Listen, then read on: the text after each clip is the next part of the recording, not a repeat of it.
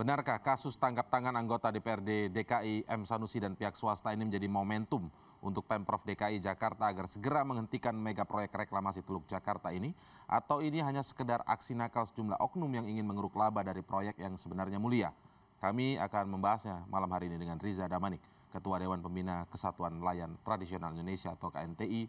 Selamat malam, Mas Riza. Kemudian ada Mas Mustaqim Dahlan dari Walhi. Mas Alan, selamat malam. Baik, tadi Anda konvers begitu ya, siang tadi begitu Mas Riza. Apa alasan paling logis yang kemudian Anda dengan adanya kasus tangkap tangan ini lalu memanfaatkan ini sebagai momentum untuk segera Pemprov DKI menghentikan reklamasi Teluk Jakarta? Ya, jadi ini kan momentum yang mempertegas ya bahwa di dalam proyek reklamasi itu banyak persoalan yang cukup pelik begitu ya. Kita bisa katakan paling tidak ada 3 yang mengemuka. Yang pertama, jelas sejak awal masyarakat yang tinggal di Teluk Jakarta, khususnya nelayan-nelayan tradisional, itu menolak aktivitas proyek reklamasi Teluk Jakarta.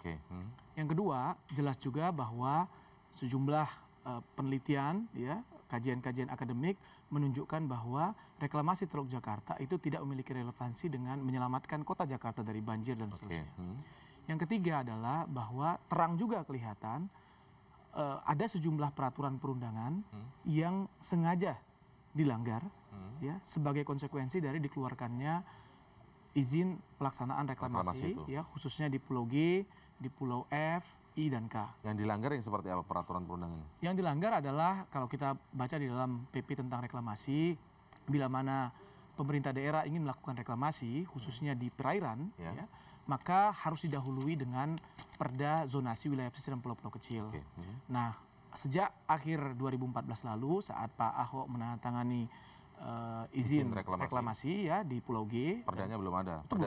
Perdanya sudah dicabut begitu ya? Belum ada. Justru belum ada. Dan dibahas sekarang ini maksudnya? Dan dibahas sekarang ini ya baru diusulkan itu Maret 2015 ke DPRD. Jadi ini adalah inisiatif dari pemerintah Provinsi DKI Jakarta sehingga saya kira cukup wajar atau patut diduga bahwa diajukannya ranperda oleh pemerintah DKI Jakarta ke DPRD DKI Jakarta itu dalam rangka untuk menyelamatkan ya praktik yang ilegal tadi ya di mana izin yang dikeluarkan dengan tidak mematuhi padahal izinnya sudah dikeluarkan sebelum perdanya ada. Sebelumnya ada. Itu kan tidak boleh. Setelah diberikan izin baru kemudian diusulkan ranperdanya. Ya, dan ranperda pembahasan ranperdanya ini udah bicara reklamasi gitu. Oke, sudah bicara reklamasi dan ketika masih dibahas sudah terjadi suap menyuap. Sehingga saya katakan selalu sebenarnya kita tidak terlalu kaget bila mana terungkap ada praktik korupsi ya. Maka karena memang sesungguhnya agak ada yang janggal ya, kejanggalan-kejanggalan yang ditutup-tutupi. Tanpa ada kasus korupsi ini sendiri itu pun sudah ada pelanggaran hukum dari gubernur. Menurut Anda seperti itu? Sudah ada. Itu oleh sebab itu kita berulang kali mengatakan bahwa ini penting untuk diluruskan dan dibatalkan ya, tapi tidak diindahkan juga, maka kita menempuh jalur hukum. Itu yang sekarang kita ajukan di PT UN terhadap juga mengajukan sedang berlangsung ini. Di luar adanya kasus ini. Di luar kasus ini. Jadi itu sudah dilakukan oleh koalisi dan nelayan-nelayan di Teluk Jakarta. Mas Alan, Anda melihatnya seperti apa, Walhi? Layakkah memang dengan adanya kemudian baru kasus suap seperti ini, saya koreksi, bukan baru kasus suap, dengan adanya kasus suap seperti ini, kemudian Anda melihat relevansinya begitu dengan keinginan atau tuntutan untuk menghentikan proyek reklamasi Teluk Jakarta ini? Ini kan kalau kita lihat suapnya kan antara pihak swasta kepada DPRD DKI, bukan kepada Pemprov begitu. Kalau ini masyarakat umum ingin melihat seperti apa logika yang ingin Anda sampaikan? Kalau kita lihat dari awalnya, ya sebenarnya DPRD ini Bang Uci mungkin korban ya. Kenapa korban? Ya karena terjadinya suap menyuap ini kan adanya mau dijadikan raperda. Nah sedangkan izin reklamasi, izin pelaksana reklamasi itu sudah dikeluarkan sebelumnya. Andaikan gubernur tidak mengeluarkan izin reklamasi, maka tidak akan terjadi adanya raperda ini.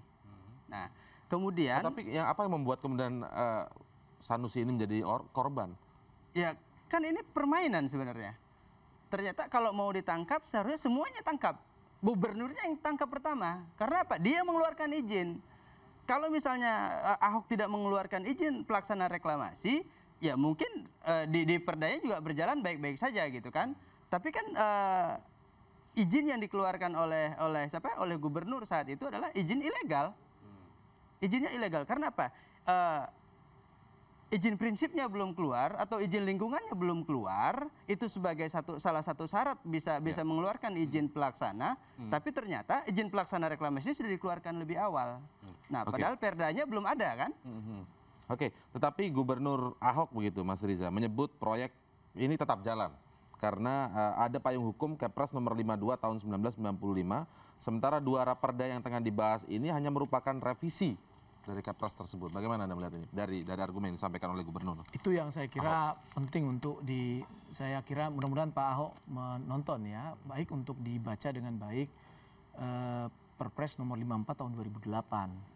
Ya, kalau kita baca Perpres tahun 2008 itu jelas di pasal 72 dikatakan ya diantaranya adalah keputusan Presiden nomor 52 tahun 1995 tentang reklamasi Pantai Utara Jakarta ya sepanjang yang terkait dengan penataan ruang itu dinyatakan tidak lagi berlaku. Ya, karena itu kami ingin jadi Kepres ini sudah tidak berlaku lagi ya. Jadi harusnya ketika pemerintah DKI Jakarta ingin melakukan kegiatan reklamasi, rujukannya adalah peraturan-peraturan yang masih dapat digunakan. Apa itu? Satu, ya, di dalam Undang-Undang Penataan Ruang itu jelas dikatakan bahwa kaitannya dengan tata ruang laut itu akan diatur dalam undang-undangnya sendiri. Nah, kita baru punya namanya Undang-Undang Kelautan. Di dalam itu ada tata cara tentang penataan ruang laut. Sekarang sedang disusun. Yang kedua ada Undang-Undang Pesisir.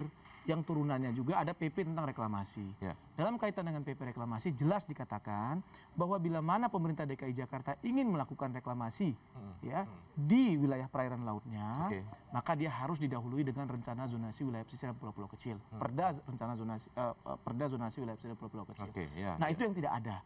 Dan kalau kita lihat topik dari terungkapnya praktik koruptif ini kan itu dipicu oleh ranperda itu, benar. Tadi, gitu. Benar. Ya, tetapi kemudian argumen yang menggunakan payung hukumnya sudah ada itu salah berarti. Salah, keliru menurut saya. Payung hukumnya itu justru itu yang sudah cukup jelas ya. Jadi ini tanggal 12 Agustus 2008 kan sudah dikeluarkan itu ya tentang penataan ruang kawasan Jabodetabek Punjur ya, dan jelas di pasal 72 dikatakan bahwa terkait dengan keputusan Presiden nomor 52 tahun 1995 tentang Pantai Utara Jakarta, reklamasi Pantai Utara Jakarta itu tidak lagi berlaku. Nah, kenapa dulu ada? Karena memang dulu kita belum punya undang-undangnya, belum ada undang-undang pesisir, belum ada undang-undang kelautan, bahkan belum ada kementerian khusus yang menggawangi ya kegiatan-kegiatan terkait dengan pengelolaan pesisir dan pulau-pulau kecil. Maka oleh sebab itu ada inisiatif untuk mengeluarkan keputusan Presiden ya sebagai cantolan hukumnya. Nah, sekarang ini kan kita semakin sempurna.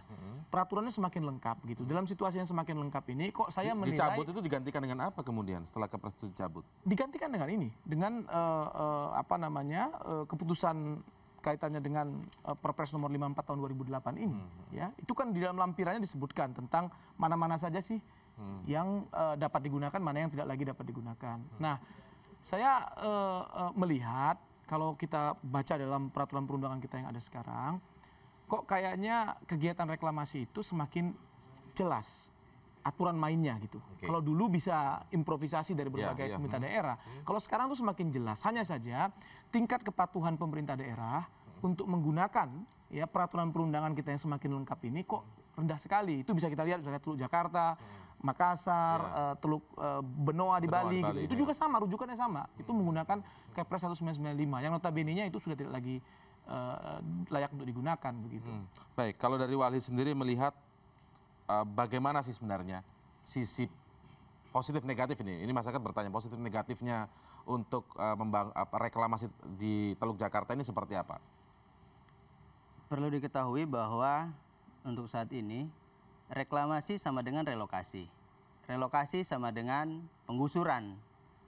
Penggusuran berarti ada pengembang yang meminta untuk menggusur. Gitu. Nah, kalau ada di situ corporate, berarti ada korporasi ikut bermain di situ, berarti reklamasi adalah korupsi. Itu sudah pasti.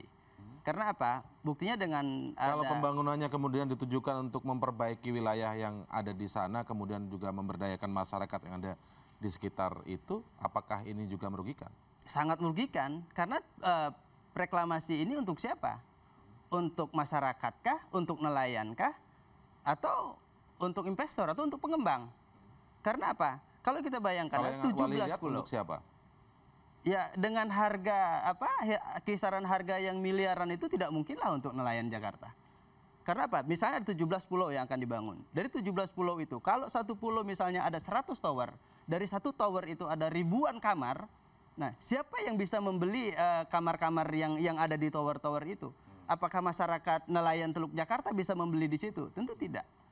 Ya, maksudnya pengembang yang tentu saja yang akan membeli itu, tetapi kemudian ada kompensasi misalnya, itu kan dibahas di lanjutan misalnya, ada peraturan misalnya yang mengiringi katakanlah misalnya seperti itu untuk kompensasi bagi mereka yang ada di sana misalnya. Apakah itu juga masih merugikan menurut Wali? Sangat merugikan, karena apa? Nelayan itu kerjanya cari ikan. Nah, sekarang nelayan itu mau dijadikan pelayan, mau dijadikan pembantu misalnya, mau dijadikan satpam di situ, ya sangat tidak ini dengan masyarakat Jakarta. Baik, nanti kita akan lanjutkan lagi, kita harus break terlebih dahulu, tetaplah di CNN Indonesia Prime News.